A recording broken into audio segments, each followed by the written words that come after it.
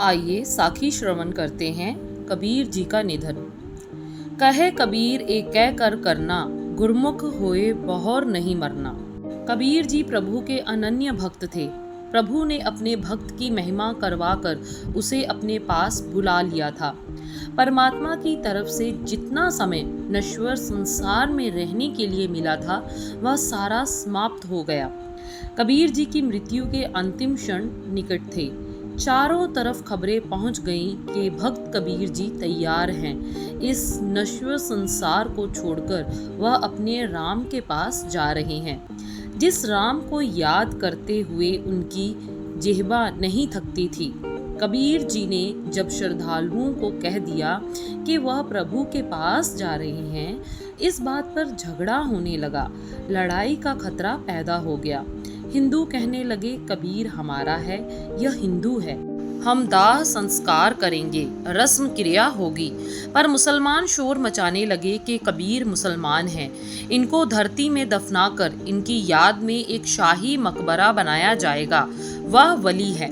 हजरत मोहम्मद साहब की बरकतों की इन पर वर्षा हुई है और हम ऐसे वली को भला कैसे शराह से दूर रख सकते हैं। वह तो महान फकीर है, वली है। बिजली खां दलेर हुआ फिरता था। उधर राजा बीर सिंह हिंदुओं का नेता था तथा बिजली खां पठान मुसलमानों का नेतृत्व कर रहा था। उनका मुकाबला कर रहा था राजा बीर सिंह। कबीर जी एक बंद कोठरी में अकेले लेटे हुए थे। उनकी वृत्ति भगवान से जुड़ी हुई थी। कोठरी का दरवाजा बंद था। हिंदू मुसलमानों का शोर सुनकर अंदर से आवाज आई, लड़ो मत, आप दोनों हमारे लिए प्रिय हो। परमात्मा के रंगों की तरफ देखो, मेरे राम की लीला न्यारी है, नेक कर्मों का फल नेक है। दोनों पक्ष चुप हो गए। 2 चादरें तथा कंबल फूल लाओ, हम तुम्हारा फैसला करेंगे।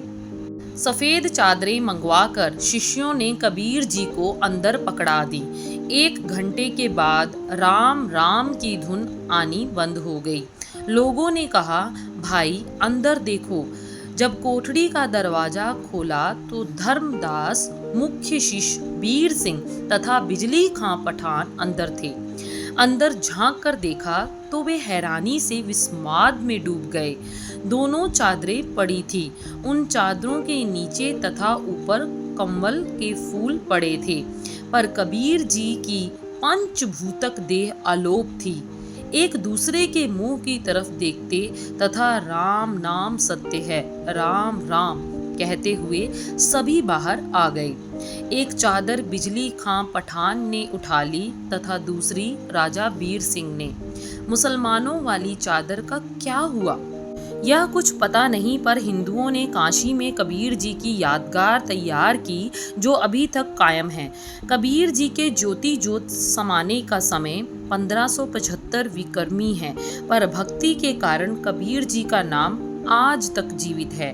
उनके बारे कबीर जी का अपना वचन है, कबीर मन निर्मल भया जैसा गंगा नीर, पाछे लागे हर फिरे कहत कबीर कबीर। भाव कबीर जी कहते हैं, मन ऐसा निर्मल हुआ है जैसे गंगा की नीर है।